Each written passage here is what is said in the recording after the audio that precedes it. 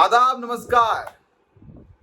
स्वतंत्रता दिवस की आप सबको बहुत बहुत शुभकामनाएं। आजादी मुबारक। मैं हूं सौरभ शुक्ला। आज आपसे एक बहुत महत्वपूर्ण विषय में बात करना चाहते हैं और वो विषय बहुत महत्वपूर्ण इसलिए है क्योंकि आज भारत का स्वतंत्रता दिवस है। हम सब उसको सेलिब्रेट कर रहे हैं और उससे बड़ी जीत हमारे लिए कुछ नहीं हो सकती जो 1947 में हमने हासिल की।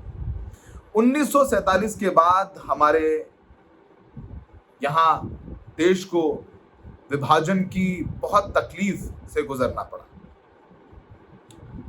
हजारों हिंदुओं, हजारों मुसलमानों का कत्ल हुआ, दंगे हुए। हमारे राष्ट्रपिता गांधी जी बंगाल जाकर के नुआखाली में तमाम जगहों पर अनशन करते हुए नजर आए दंगों को रोकने के लिए। पर क्या उस दौर में भारत में जब गांधी दंगों को रोकने के लिए अनशन कर रहे थे तो क्या उस दौर में भारत में कोई दंगे भड़का रहा था, बड़ा नेता, या कोई टॉन्ट कर रहा था? यह बहुत बड़ा सवाल है। संदर्भ आपने देख लिया, लेकिन अब चलते हैं हम एक ऐसी राजनीतिक गुत्थी को सुलझाने की कोशिश में जो इस वक्त सबके जहन में है। योगी आदित्यनाथ का क्या हुआ? योगी आदित्यनाथ के दो बयान सोशल मीडिया पर बहुत वायरल हैं जो उन्होंने 14 अगस्त को दिए। एक बयान उन्होंने पाकिस्तान को लेकर दिया जिसमें उन्होंने कहा कि एक दिन भारत में पाकिस्तान का विलय होगा या पाकिस्तान समाप्त हो जाएगा। वो बयान हम आपको सुनवाते हैं और सुनिएगा, ये पूरा वीडियो अंत तक देखिएगा, बहुत जरूरी है। कभी मैं ऐसा नहीं कहता हूं लेकिन इस बार कह रहा हूं, तो पहले ये बयान सुनिए मुख्यमंत्री योगी आदित्यनाथ। ये लगातार बांटो राज करो की उस राजनीति के तहत ये लोग देश के अंदर कार्य करते रहे। अंग्रेजों से सत्ता इन्होंने उस समय प्राप्त की। ये वास्तव में भारत की सत्ता का नेतृत्व नहीं कर रहे थे, बल्कि अंग्रेजों के ही, ब्रिटिशर के ही मानस पुत्रों के रूप में इन्होंने भारत की सत्ता को उस रूप में संचालन करना शुरू किया जैसे ब्रिटिशर इस देश के अंदर कर रहे थे। और आज उसी का दुष्परिणाम यह देश लगातार चुकाया है, अखंड हिंदुस्तान चुकाया है। लेकिन हमारा संकल्प है, महर्षि अरविंद ने जो 1947 के पहले घोषणा की थी, आजादी की त्रास, देश की विभाजन की त्रासदी आजादी के मिलने के बाद अक्सर उन्होंने इस बारे में अपनी चिंता व्यक्त भी की और उन्होंने इस बात को कहा था कि आध्यात्मिक जगत में पाकिस्तान कोई वास्तविकता नहीं है। या तो उसका भारत में विलय होगा या पाकिस्तान इतिहास से समाप्त होगा, हमेशा के लिए समाप्त होगा। तो आपने योगी आदित्यनाथ का यह बयान सुना जिसमें वो कह रहे हैं कि महर्षि अरविंद ने कहा था कि पाकिस्तान का या तो एक दिन विलय होगा या फिर वो भारत में शामिल हो जाएगा। लेकिन वो ऐसा क्यों कह रहे हैं? क्योंकि उनका ये तंज या उनका ये बयान पाकिस्तान के लिए तो है ही, पर साथ में वो एक लार्जर ऑडियंस को, यानी देश की जनता को सुनाने के लिए। योगी आदित्यनाथ को लगता है कि उनका स्टेचर उत्तर प्रदेश के मुख्यमंत्री से बहुत ज्यादा है और सीधी चुनौती क्या प्रधानमंत्री मोदी और गृह मंत्री अमित शाह, इसको हम डिकोड करेंगे। अब ये दूसरा बयान उनका सुनिए जो उन्होंने बांग्लादेश को लेकर के दिया और कहा कि एक कथित सेकुलरिस्ट इस पूरे मामले में चुप हैं, उनके मुंह सिल गए हैं, उनको वोट बैंक के खिसकने का डर सता रहा है जो बांग्लादेश में हिंदुओं के साथ हो रहा है। मुझे लगता है कि जो बांग्लादेश में हिंदुओं और अल्पसंख्यकों के साथ हो रहा है उस पर किसी ने, ऐसा नहीं है कि कोई बचा होगा जिसने अपनी तकलीफ और चिंता जाहिर ना की हो। ऑपोजिशन के तमाम नेताओं से लेकर के हर पत्रकार और बौद्धिक व्यक्ति ने, पर मुख्यमंत्री ऐसा क्यों कह रहे हैं? अब ये बयान मुख्यमंत्री जी का सुनिए और उसके बाद हम इसकी राजनीतिक मंशाएं क्या हैं और मतलब क्या है, मायने क्या है, उस पर बात करते हैं। कि जो दृश्य 1947 में हुआ था वही दृश्य तो आज बांग्लादेश के अंदर हम सबको देखने को मिल रहा है। 1.5 करोड़ हिंदू किस तरीके से बांग्लादेश के अंदर आज चिल्ला चिल्ला करके अपने आप को, अपनी अस्मिता को बचाने के लिए गुहार लगा रहे हैं, और दुनिया के मुंह सिले हुए कथित सेकुलरिस्ट भारत के अंदर भी इनके मुंह सिले हुए एक भी शब्द इनका नहीं निकल रहा है, क्योंकि उनको भय है कि अगर इन निरीह कमजोर लोगों के इस पक्ष में इन्होंने आवाज निकाली तो इनका वोट बैंक खिसक जाएगा। वोट बैंक की चिंता है, लेकिन मानवीय संवेदना इनकी मर चुकी है।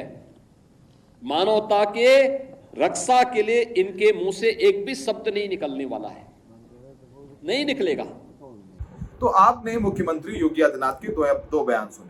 तो मुख्यमंत्री योगी आदित्यनाथ कैंपेन मोड में है। कैंपेन मोड में क्यों है? क्योंकि हम सबको पता है कि दिल्ली और लखनऊ के बीच जो दिल की दूरी है वो बहुत बढ़ चुकी है। यहां तक कि मुख्यमंत्री योगी आदित्यनाथ 2 दिन पहले उत्तर प्रदेश से दिल्ली पहुंचे, गडकरी से मिले, लेकिन ऐसा सूत्र बताते हैं कि उन्होंने प्रधानमंत्री मोदी या पार्टी के आला कमान से मिलने का वक्त मांगा था, लेकिन उनको ऐसा वक्त नहीं दिया गया। उनको वक्त नहीं दिया गया जिसको लेकर के जो राजनीतिक सत्ता के गलियारे हैं उसमें कानाफूसी हो रही है कि क्या प्रधानमंत्री मोदी और गृह मंत्री अमित शाह ने उनको वक्त नहीं दिया, लेकिन इसकी कोई औपचारिक पुष्टि नहीं। अब जब ये योगी आदित्यनाथ के बयान आए हैं तो नेता विपक्ष के अब तक अखिलेश यादव और सपा के प्रमुख, उनको एक मौका मिला और उन्होंने तंज करते हुए तमाम वीडियोस जो है बयान भी दिए हैं। उन्होंने एक ट्वीट किया, अखिलेश यादव ने वो ट्वीट दिखा देते हैं जिसमें वो कह रहे हैं कि और आपसी खटपट का क्या, अंदरूनी बात दब गई या दबा दी गई, खत्म हुई रार तकरार या झूठी मुस्कानों से ढकी है दरार, कई हैं सवाल। ये बात अखिलेश यादव ने ट्वीट करके लोगों के सामने रखी।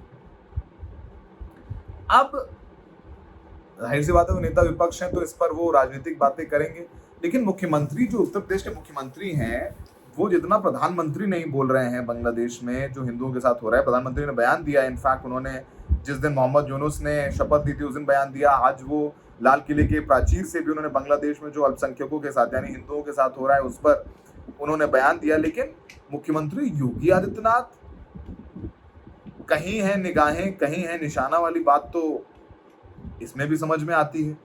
लेकिन देखिए, जब से आप देखेंगे चुनाव खत्म हुए हैं, योगी आदित्यनाथ कितना ज्यादा एग्रेसिव हो गए हैं और पाकिस्तान, बांग्लादेश, भाईचारे वाले लोग, आपको याद होगा कि जब बहुत बारिश हुई और लखनऊ में शहदों ने, जिसमें सिर्फ एक मुसलमान और बाकी हिंदू भी थे और एक यादव भी था और सारी जातियों के लोग थे, उन्होंने जानबूझकर सिर्फ एक यादव और मुसलमान का नाम लिया था योगी आदित्यनाथ ने। उन्होंने कहा था ये सब सद्भावना वाले लोग हैं, बुलेट ट्रेन चलाएंगे। उन्होंने बाकियों के नाम नहीं लिए। चुनाव जब से खत्म हुए उसके बाद दूसरी सबसे बड़ी घटना जो मुजफ्फरनगर में हुई कि मुसलमान ठेले वाले, मोची, सब्जी वाले, चाय वाले सब बताएं कि उनका मजहब क्या है। पूरे प्रदेश में वो आदेश लागू किया गया। बाद में वो सुप्रीम कोर्ट से स्टे हो गया, उस पर रोक लग गई, लेकिन मुख्यमंत्री योगी आदित्यनाथ ने किया। फिर अभी हाल ही में कन्नौज में जो नवाब यादव वाला मामला है, जिस तरीके से योगी आदित्यनाथ बढ़ चढ़ कर ये बयान दे रहे हैं, जाहिर सी बात है कि वो एक लॉन्ग टर्म तैयारी के तहत सामने आए। सुगबुगाहटों का दौर गर्म है कि क्या योगी आदित्यनाथ को हटा दिया जाएगा। 10 उपचुनाव उत्तर प्रदेश में होने, क्या उनके नतीजों के बाद योगी को हटा दिया जाएगा? प्रधानमंत्री मोदी लगातार नेताओं से मिल रहे हैं, वो बीजेपी के प्रदेश अध्यक्ष से भी मिले, भूपेंद्र चौधरी से 1.5 घंटा, और बंद दरवाजों के पीछे तमाम मुलाकात हो रही हैं लगातार। कुछ की जानकारी मीडिया को दे दी जाती है और कुछ की नहीं। लेकिन योगी आदित्यनाथ क्या अलग थलग पड़ गए हैं और उनके पास एक बड़ा हथियार बचा है कि धर्म और जाति की राजनीति करें।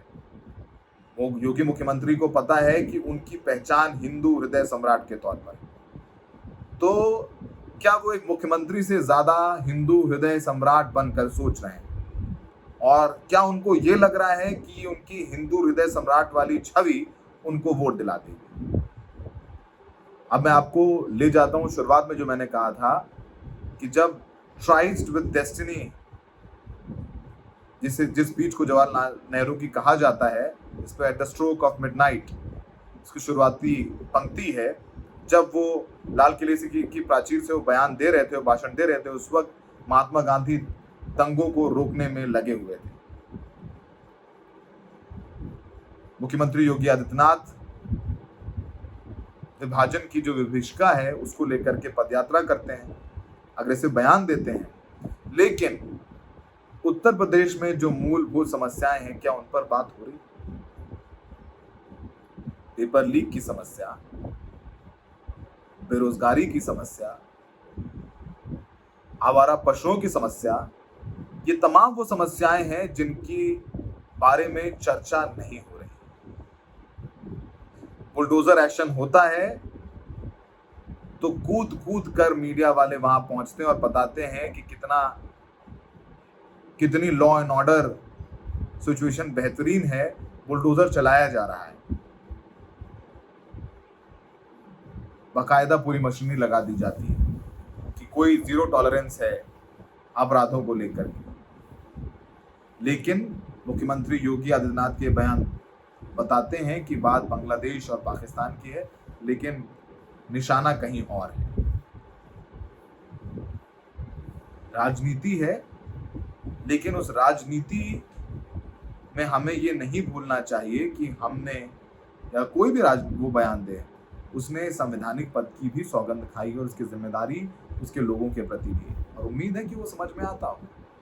लेकिन आज 15 अगस्त का दिन है, आज़ादी का दिन है, तो हम सबको सोचना होगा कि ये आज़ादी हमें बहुत मुश्किल से, बहुत सेक्रीफाइस से और बहुत प्रयासों के बाद मिली।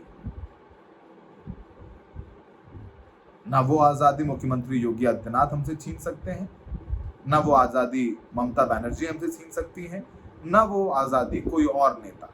सब नेता आते जाते रहते हैं, लेकिन सर्वोपरि है संविधान,